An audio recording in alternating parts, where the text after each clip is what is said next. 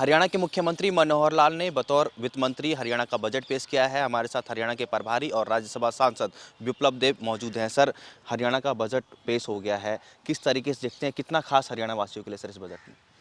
देखिए, इस बजट में हर क्षेत्र में माननीय मुख्यमंत्री जी और उनके मंत्रिपरिषद ने और जनताओं को राय लेके ये बजट बनाई गई है, मुझे जानकारी है।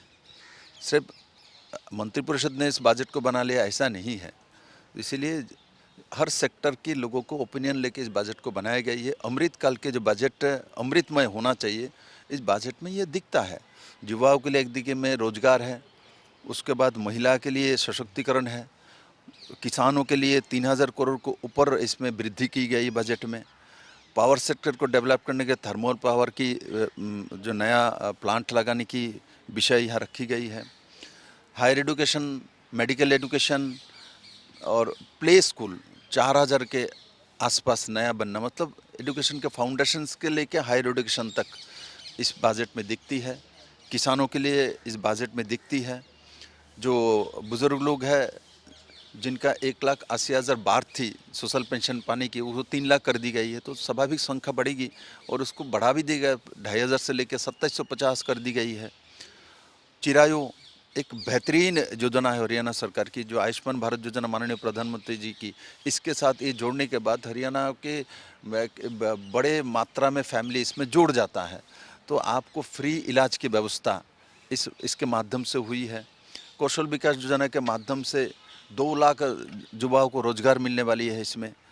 और इस तरीके से पीडब्ल्यूडी हो और माने रोड सेक्टर हो, अर्बन बॉडी में जो सीवरेज का करनी है उसको दुरुस्त करनी है। साथ साथ 700 बेड की एक हॉस्पिटल गुड़गांव में अत्याधुनिक हॉस्पिटल बनानी है।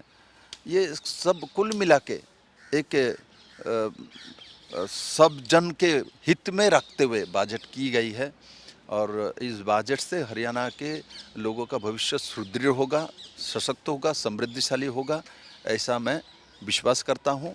और निश्चित मैं साथ ही साथ आपके माध्यम से ये भी मैं कहना चाहूँगा, जो ये बजट जो प्रस्तुत के समय पर वो इम्प्लीमेंट हो और इसको ऊपर ऑफिसर की जो टीम काम करती है उसको निगरानी हो, जो कि जो सुविधा आज मनोहर लाल खट्टर जी ने घोषणा की है टाइम पर वो जनता के पास पहुंच जाए, ये मेरा एक आपके माध्यम से विनती रहेगा। सर, अमृतकाल का आप बजट बता रहे हैं, क्या लगता है कि नई विकास की गाथा हरियाणा में नया विकास देखने को मिलेगा इस बजट के माध्यम से?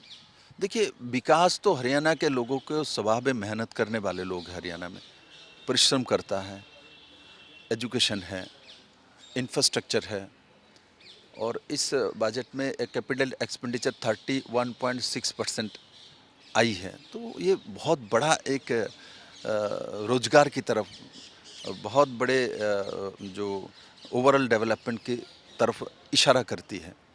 और स्वाभाविक तौर पे मैंने आपको पहले ही बोला, पर कैपिटा इनकम जब 1.5 लाख से जाके आज 3 लाख के आसपास पहुंच गया, तो ये तो प्रमाणित करता है कि हरियाणा लोगों का रोजगार बढ़ी है।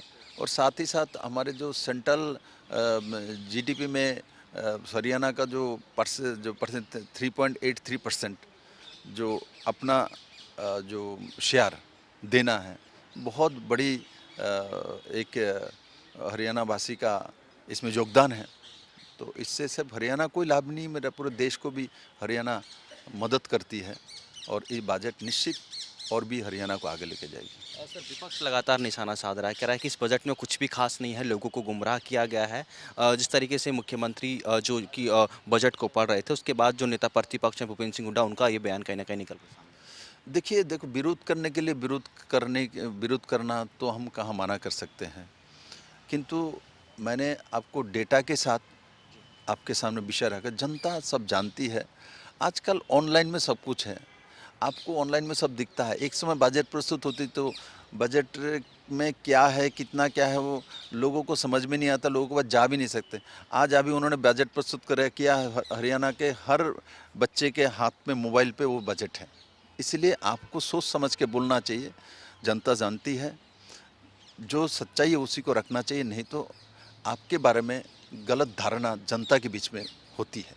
सर, 9 साल से एक आखिरी सवाल सर, 9 साल से हरियाणा कांग्रेस की जो संगठन की लिस्ट है वो आधार में है, लगातार गुटबाजी का कांग्रेस शिकार होती हुई नजर आ रही है, विपक्ष की भूमिका हरियाणा में कांग्रेस निभा रही है, आप इसको किस तरीके से देखते हैं? देखिए हरियाणा में जो हो रहा है, आप हरियाणा का है इसलिए पूरे देश भर में कांग्रेस का हालत ऐसा है, तो इसलिए हरियाणा व्यतिक्रम होगा ये मैं मानता नहीं, और ना मुझे विश्वास करनी चाहिए, ना आपको करनी चाहिए। पूरे देश भर में ही कांग्रेस का हालत ऐसा है, तो आप हरियाणा से हो, हरियाणा के विषय हमको पूछ रहे हैं इसलिए आप पूछ रहे हैं। पूरे देश में ही हरियाणा कांग्रेस का ये हालत है, वो 4 ग्रुप में 5 ग्रुप पे बटे रहता है, और इससे लोगों को नुकसान करता है, क्योंकि व्यक्ति स्वार्थ में वो लोग काम करते, देश हित में कांग्रेस कभी भी काम नहीं कर पाती है, क्योंकि वो खुद ही इतना बटा रहता है, तो स्वाभाविक तौर पे इकट्ठा ही नहीं हो पाता है, तो कैसे काम करेगा। जैसे मोदी जी के नेतृत्व में हम लोग एक साथ मिल के काम करते हैं, एक निर्णय होती है और वो निर्णय नीचे तक अंत्योदय तक पहुंच जाती है। ये कांग्रेस के द्वारा संभव नहीं, कि कांग्रेस एक परिवारवादी पार्टी है और कांग्रेस वो नहीं कर सकता है, ये कांग्रेस के स्वभाव में है। इसलिए हरियाणा कांग्रेस को दोष देना और बिहार को नहीं दोष देना, इसमें मैं जाना नहीं चाहता हूँ। बहुत बहुत धन्यवाद सर, खबरों तक से बातचीत करने के लिए। तो ये थे हरियाणा प्रभारी और राज्यसभा सांसद विप्लव देव, जिन्होंने हरियाणा के बजट को बेहद खास बताया है। मेरे सहयोगी जस्सी के साथ राजा पटेल, दिल्ली खबरें अभी तक।